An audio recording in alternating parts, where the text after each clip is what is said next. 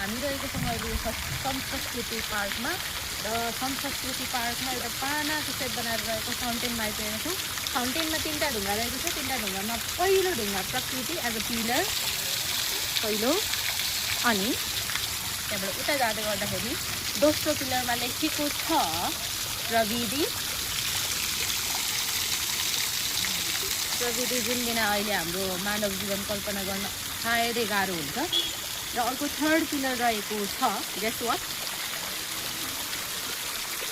संस्कृति, जसलाई हामीले जोगाएर राख्नुपर्ने हुन्छ। र यसरी चाहिँ प्रकृति, प्रविधि र संस्कृतिसँगै हाम्रो मानव विकास सफल हुन्छ। र यसैको प्रतीकको रूपमा यो फाउन्टेन यहाँ राखिएको छ। यहाँ हेर्न सक्नुहुन्छ भ्यू एकदमै राम्रो भएको छ। म अब एकचोटि स्क्रिन गर्छु।